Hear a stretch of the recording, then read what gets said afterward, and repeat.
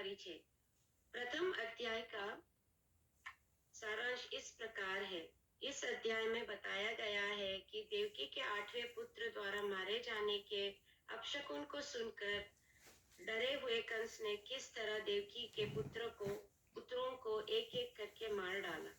जब सुखदेव गोस्वामी यदुवंश तथा उसी के साथ चंद्रदेव तथा सूर्यदेव के वंशों का वर्णन कर चुके, तो महाराज परीक्षित ने उनसे प्रार्थना की कि वे यदुवंश में बलदेव के साथ प्रकट होने वाले भगवान कृष्ण का तथा इस जगत में उनके द्वारा संपन्न कार्यकलापों का वर्णन करें। राजा ने कहा कि कृष्ण दिव्य है, अतएव उनके कार्यकलापों को समझना मुक्तात्माओं का कार्य है। कृष्ण लीला का श्रवण ऐसी नाव है जिससे जीवन के चरण लक्ष्य को प्राप्त किया जा सकता है। कसाई या आध्यात्मिक व्यक्ति को छोड़कर प्रत्येक बुद्धिमान मनुष्य को कृष्ण तथा उनके कार्यकलापों को समझने का प्रयास करना चाहिए। पांडवों के एकमात्र आराध्य देव कृष्ण थे। जब महाराज परीक्षित अपने माता उत्तरा के गर्भ में थे, तो कृष्ण ने उन्हें ब्रह्म शस्त्र के प्रहार से बचाया था। अब महाराज परीक्षित सुखदेव गोस्वामी से पूछते हैं कि रोहिणी पुत्र भगवान बलदेव किस तरह देवकी के गर्भ में प्रकट हो सके। कृष्ण मथुरा के वृंदावन क्यों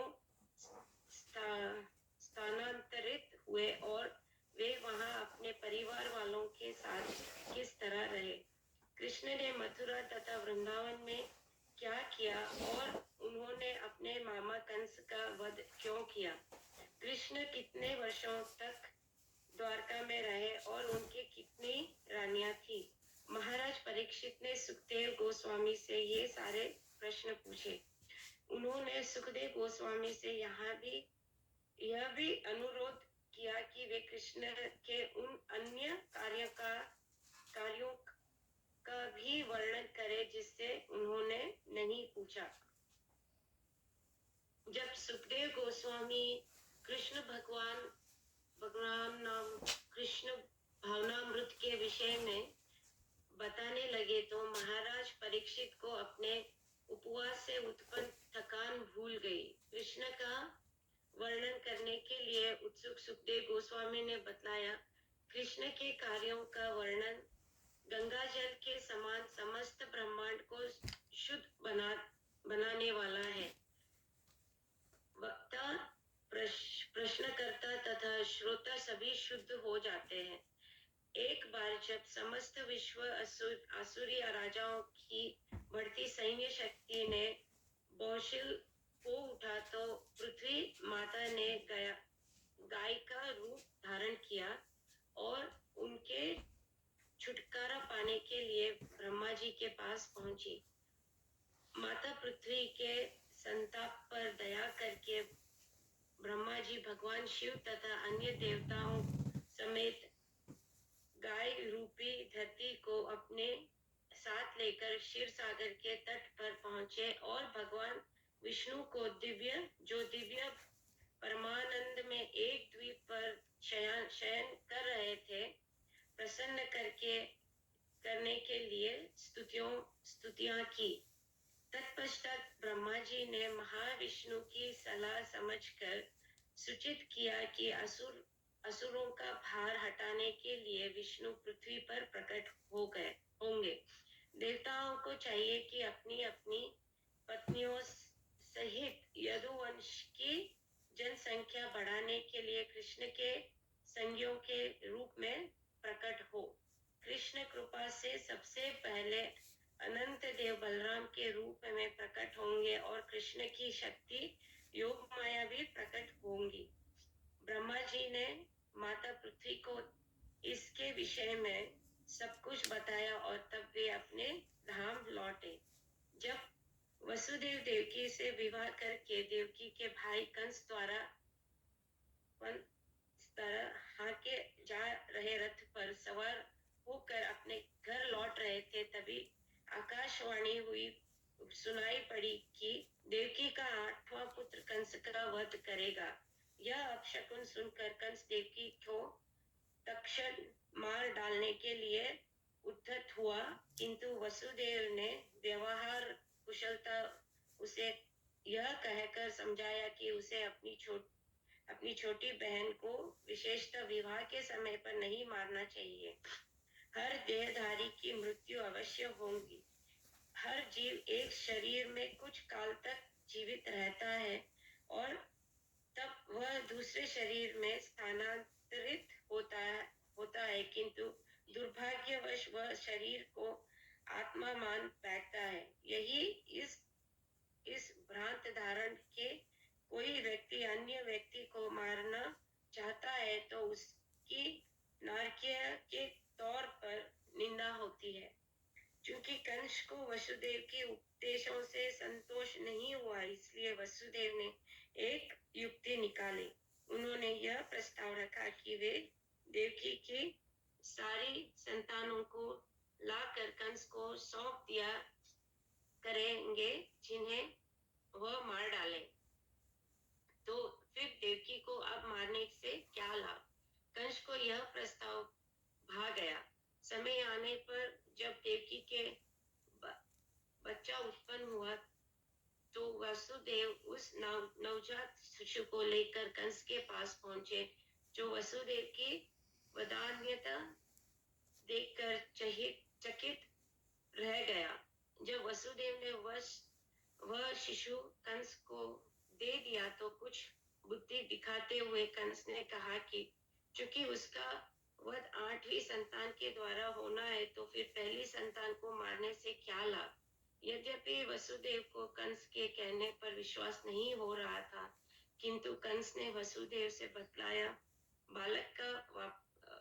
कंस ने वसुदेव से बालक को वापस ले जाने के लिए कहा, परंतु बाद में जब नारद मुनि कंस के पास पहुंचे और उसे यह रहस्य बताया कि देवतागण यदु तथा वृष्णि वंशों में उत्पन्न होकर उसे मारने का षड्यंत्र रच रहे हैं, तो कंस ने इन वंशों में जन्म लेने वाले समस्त बालकों को मार डालने का निश्चय किया और उसने यह भी तय किया कि देवकी के गर्भ से उत्पन्न सारे बालकों को मार डाला जाए। अतएव उसने वसुदेव तथा देवकी की दोनों ही बालकों को मार डाला जाए। अतएव उसने वसुदेव तथा देवकी दोनों ही को बंदी बना लिया और एक एक करके उनके 6 पुत्रों को मारता रहा। नारद ने कंस को यह भी सूचित किया कि कंस अपने पूर्व जन्म में कालनेमि नामक असुर था, जिसका वध विष्णु ने किया था। फलस्वरूप कंस यदुवंशों को महान शत्रु बन गया। यहाँ तक कि उसने अपने पिता उग्रसेन को भी बंदी बना लिया, क्योंकि वह अकेले राज्य भोग करना चाहता था। कृष्ण की लीलाएं 3 प्रकार की है: व्रज लीला, मथुरा लीला तथा द्वारका लीला। जैसा कि पहले उल्लेख किया जा चुका है, श्रीमद् भागवत के 10वें स्कंद में 10वें अध्याय है, जिनमें इन लीलाओं का वर्णन हुआ है।